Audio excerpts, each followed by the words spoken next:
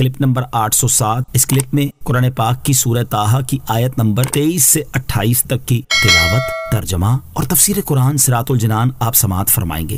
بسم اللہ الرحمن الرحیم۔ ترجمہ: اللہ کے نام سے شروع جو نہایت مہربان رحمت والا ہے۔ لنریک من آیاتنا الکبریٰ۔ ترجمہ: تاکہ ہم تجھے اپنی بڑی بڑی نشانیاں دکھائیں۔ لنریک من آیاتنا الکبریٰ، تاکہ ہم تجھے اپنی بڑی بڑی نشانیاں دکھائیں۔ یعنی اے موسیٰ علیہ السلام، ہم نے آپ کو عصا، سانپ بن جانے اور ہاتھ روشن ہو جانے کے 2 معجزات اس لیے عطا کیے تاکہ ان کے ذریعے ہم آپ کو اپنی بڑی بڑی نشانیاں دکھائیں۔ کلیم اور حبیب کو دکھائی گئی نشانیوں میں فرق۔ اس آیت میں اللہ تعالیٰ نے اپنے کلیم حضرت موسیٰ علیہ السلام سے ارشاد فرمایا، لنریک من آیاتنا الکبریٰ۔ ترجمہ: تاکہ ہم تجھے اپنی بڑی بڑی نشانیاں دکھائیں۔ اور اپنے حبیب علیہ السلام کے بارے میں ارشاد فرمایا کہ لقد رأى من آیات ربہ الکبریٰ۔ ترجمہ: بے شک اس نے اپنے رب کی بہت بڑی نشانیاں دیکھیں۔ ان میں فرق یہ ہے کہ حضرت موسیٰ علیہ السلام کو جو بڑی بڑی نشانیاں دکھائی گئیں ان کا تعلق فقط زمین کے عجائبات سے ہے، جبکہ سید المرسلین علیہ السلام نے اپنے رب کی جو بڑی نشانیاں دیکھی ہیں ان کا تعلق زمین کے عجائبات سے بھی ہے اور آسمانوں کے عجائبات سے بھی ہے۔ اذهب الى فرعون انه طغى۔ ترجمہ: فرعون کے پاس جاؤ، بے شک وہ سرکش ہو گیا ہے۔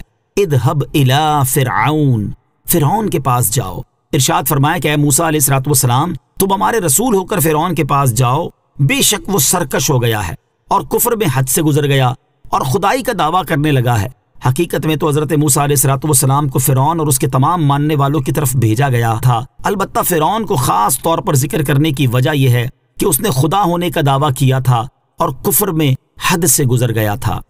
قال رب اشرح لی صدری ویسر لی امری واحلل عقدۃ من لسانی یفقہوا قولی۔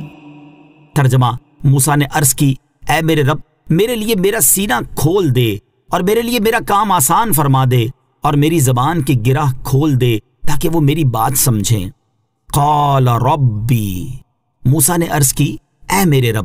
اس آیت اور اس کے بعد والی 3 آیات کا خلاصہ یہ ہے کہ جب حضرت موسیٰ علیہ السلام کو سرکش فرعون کی طرف جانے کا حکم دیا گیا اور آپ علیہ السلام جان گئے کہ انہیں ایک ایسے عظیم کام کا پابند کیا گیا ہے جس کے لیے سینہ کشادہ ہونے کی حاجت ہے، تو آپ علیہ السلام نے اللہ تعالیٰ کی بارگاہ میں عرض کی، اے میرے رب عز و جل، میرے لیے میرا سینہ کھول دے اور اسے رسالت کا بوجھ اٹھانے کے لیے وسیع فرما دے اور اسباب پیدا فرما کر دیگر رکاوٹیں ختم کر کے میرے لیے میرا وہ کام آسان فرما دے جس کا تو نے مجھے حکم دیا ہے، اور میری زبان کی گرہ کھول دے جو بچپن میں آگ کا انگارہ منہ میں رکھ لینے سے پڑ گئی ہے، تاکہ وہ لوگ رسالت کی تبلیغ کے وقت میری بات سمجھیں۔ واحلل عقدۃ من لسانی، اور میری زبان سے گرہ کھول دے۔ حضرت موسیٰ علیہ السلام کی زبان میں لکنت پیدا ہونے کی وجہ یہ تھی کہ بچپن میں ایک دن فرعون نے آپ کو اٹھایا تو آپ نے اس کی داڑھی پکڑ کر اس کے منہ پر زور سے تماچا مار دیا۔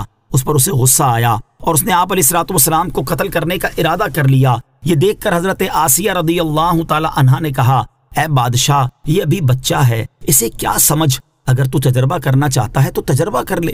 اس تجربے کے لیے ایک تشت میں آگ اور ایک تشت میں سرخ یاقوت آپ علیہ السلام کے سامنے پیش کیے گئے۔ آپ علیہ السلام نے یاقوت لینا چاہا مگر فرشتے نے آپ علیہ السلام کا ہاتھ انگارے پر رکھ دیا اور وہ انگارہ آپ علیہ السلام کے منہ میں دے دیا۔ اس سے زبان مبارک جل گئی اور لکنت پیدا ہو گئی۔